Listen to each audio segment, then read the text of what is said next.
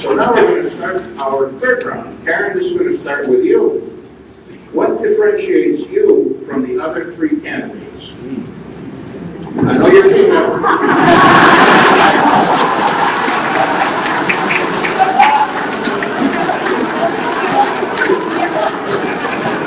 I think we are a breakthrough president, and we got to give Wiezoreck a hand because he was so observant.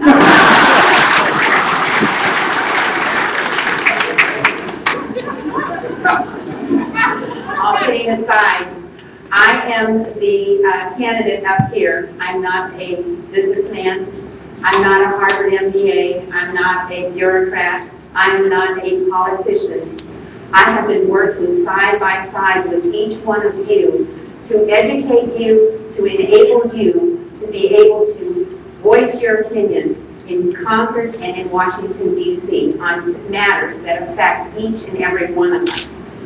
That's what makes me different. I have been building coalitions with all sorts of issue-oriented organizations, and I have been making sure that we can work together on various issues so that we can advance policies that will be beneficial to each and every one of us as citizens of the state of New Hampshire, to keep our taxes low, to keep our government limited when possible, and to inform and make sure that we are the best state in the country, and that we will protect and restore our family values in this state. I know that we've not had success on all of those issues, but I have certainly worked side by side with each one of you to alert you, whether it was a homeschooling situation, whether it was your gun owners' rights, whether it was to keep taxes at a minimum, or to and make sure that your right to know laws were not, or your right to know rights were not violated. Those are things that I have worked side by side with you to make sure that we, the people of New Hampshire, have a voice. And I truly believe that the government should be serving you, the people, not you serving the government. Thank you. Thank you, Karen. Frank? Thank you. First, again, experience. 4 years in the New Hampshire legislature, 2 or 3 years in the New York State Senate working for the Republican whip. Also for a member of Congress, you got to know how to make things happen. Can't say what you're going to do. You got to know where you are, how to do it, who to speak to, who's with you, who's against you, who to talk to, how to negotiate. You need to get it done, bottom line. So my other experience was a negotiator with SCA here in the state, and we negotiated contracts. It was a tough deal. We got to negotiate 10,000 state employees. I'm also on a board with the National Veterans Group. I'm not here to boast. And we do things for the veterans. One of the members are Gold Mother, American Gold Star holders, Task Force Maker, etc., etc. So you have to sit down, and I'm a Vietnam era veteran. When I came home, the people in my hometown were still that bothered. Jane Fonda should go to jail for treason, even until today. I met Jeremiah Dent, U.S. Senator from Alabama. Those are people that I've dealt with. I dealt with the other side that's really hit their head banging against the wall. You need to know who to talk to, how to get it done.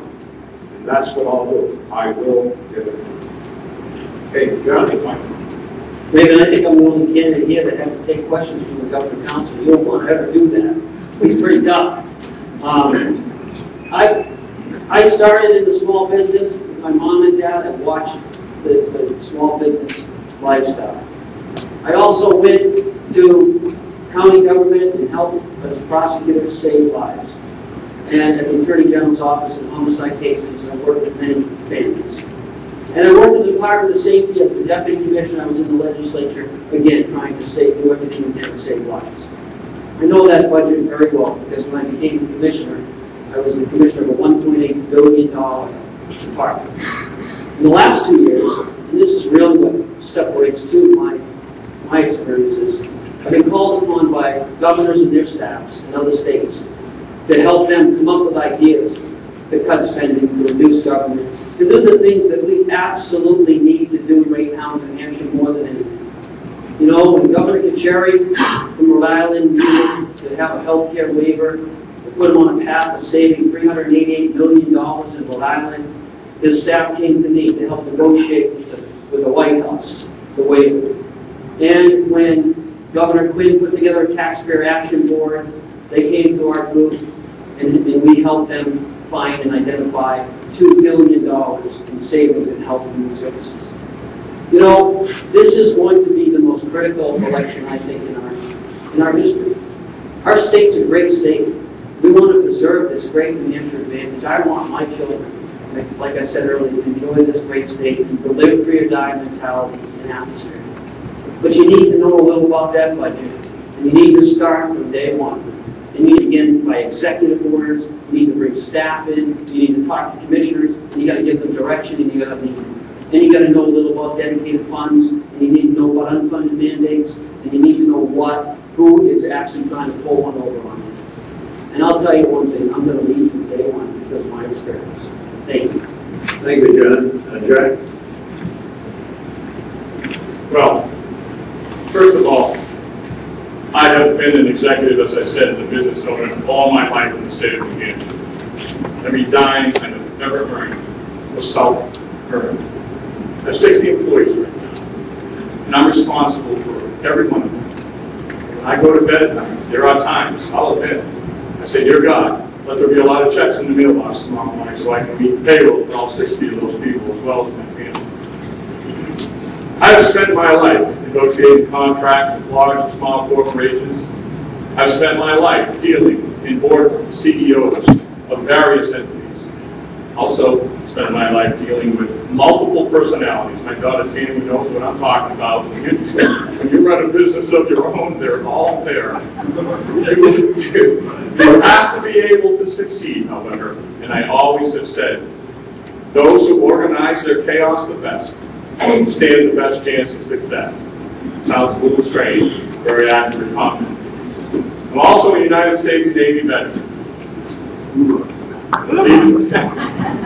Leadership qualities, especially I was a petty officer, but everyone underneath me is the same thing. You've got to be able to motivate people. You've got to know how to lead. You've got to be able to stand out front, and you do lead from the front. That's what you do. I never really wanted to go to law school. I'm not an attorney. I have never taken any money at all in my entire life, not even unemployment, from the state.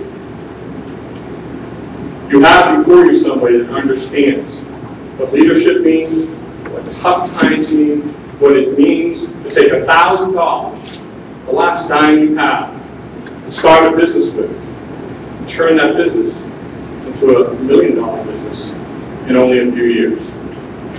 That's the kind of leadership I think we need at the corner office of this state. And I know we have to do an awful lot with very little. So I think those are the major differences between us, and I think the differences between us is stark.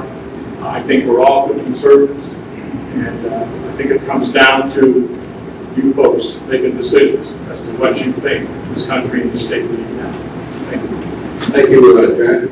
Well, we completed 3 rounds. This is the 4th round, so we're going to be at 3.